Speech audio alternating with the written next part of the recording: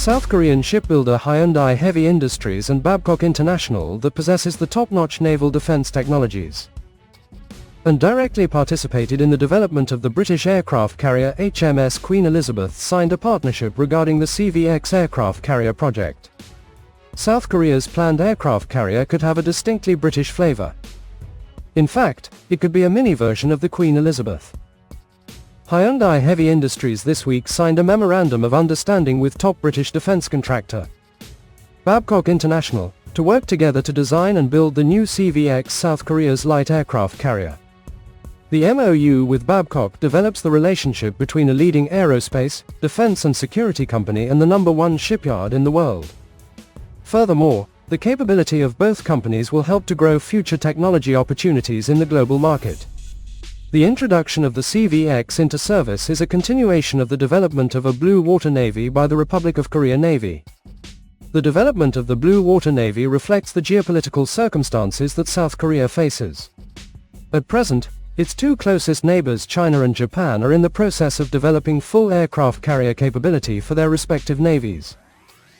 The Japanese Maritime Self-Defense Force operates the Hyuga-class helicopter carriers and Izumo-class multi-purpose operation destroyers de facto aircraft carriers, while the People's Liberation Army Navy currently operates the carriers Liaoning Type 001 and Shandong Type 002 and plans to commission the Fujian Type 003 in 2024.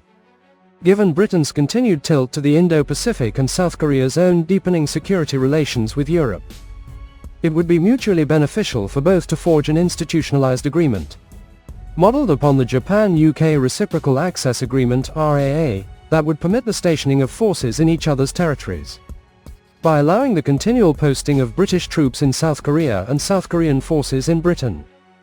South Korea-UK military exchanges would empower Britain in the Indo-Pacific and greatly bolster South Korea's growing security relations with Europe and the rest of NATO. In late 2020, design and acquisition work on the CVX class was sped up in the hope of countering naval expansions in South Korea's neighbors. This move is expected to bring forward the aircraft carrier's future in-service date by 1 year, and will require a hastened procurement process for the F-35B fighter jets that the warship will carry. The CVX will be one of the few aircraft carriers in the world to feature two islands. The UK Defence Corporation Babcock International has been providing support to the CVX program, and is a possible explanation for the twin island design, as Babcock led the development of the Queen Elizabeth class aircraft carrier program for the Royal Navy. Hyundai Heavy Industries this week signed a memorandum of understanding with top British defence contractor Babcock International to work together to design and build the new CVX, South Korea's light aircraft carrier. This partnership is to collate the core technologies of the two companies to win an order for the basic design of a light aircraft carrier and to build a ship. Hyundai Heavy Industries and Babcock had successfully completed the conceptual design, the first stage of ship design, last year. Babcock designed and built the Queen Elizabeth class carriers for the UK and has its operation in Busan, South Korea's southern harbour city. The company assembles equipment for South Korea's naval programs. Since starting the Special Ship project in 1975, Hyundai has designed and built a total of 90 warships and submarines, including South Korea's first Aegis-guided missile destroyer, the Sejong, and the next-generation frigate, Incheon. Hyundai's concept design of the ship, first revealed at an exposition earlier this summer, displays an uncanny resemblance to the UK's HMS Queen Elizabeth. The company's animated promotion video of the ship design shows a ski jump takeoff ramp for F-35 stealth fighter jets, twin islands and two aircraft elevators on either side of the flight deck. There's also an auxiliary deck area at the very rear of the ship for operating small drones and to deploy unmanned surface vehicles, as well as unmanned midget submarines.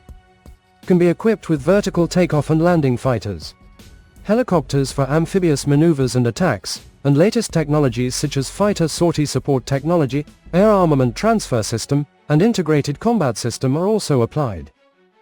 The ship's design, with its twin islands and ski jump ramp, resembles the UK's new aircraft carriers, HMS Queen Elizabeth and HMS Prince of Wales, although it is smaller in size. Hyundai says the 30,000-ton level ship would be 260 meters 850 feet long and 57 meters 187 feet wide. By comparison, the UK's Queen Elizabeth class is 65,000 tons, 920 feet long and has a beam of 240 feet. The Royal Navy's HMS Queen Elizabeth came to the waters of South Korea on August 30th for a 3-day at-sea defense engagement near Busan, as part of its maiden Asia-Pacific deployment. When then UK Prime Minister Boris Johnson outlined the tilt to the Indo-Pacific in the 2021 Integrated Review of the United Kingdom's national security and foreign policy.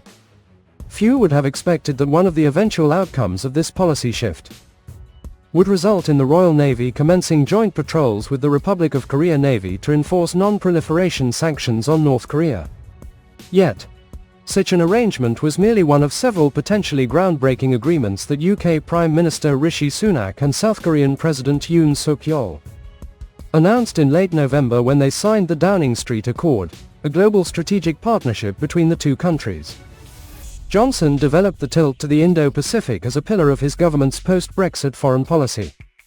This strategic repositioning resulted in the formation of the AUKUS alliance with the US and Australia, the Reciprocal Access Agreement negotiations with Japan and increasing Royal Navy deployments in the region, including with its carrier strike group. Similarly, under the presidency of Yoon, South Korea has grown closer to Europe and the rest of NATO.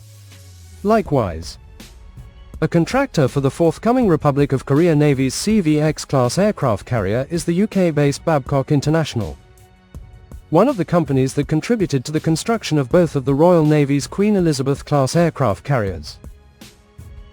An reciprocal access agreement would make it easier for the Royal Navy to potentially innovate new military technologies for its own carriers in collaboration with the Republic of Korea Navy based on the CVX's construction.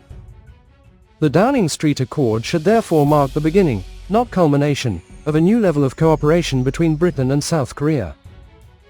An reciprocal access agreement would not only institutionalize the growing bilateral cooperation between the UK and South Korea, but also ensure that Britain can continue to grow its security presence in the Indo-Pacific, while South Korea can do the same in Europe.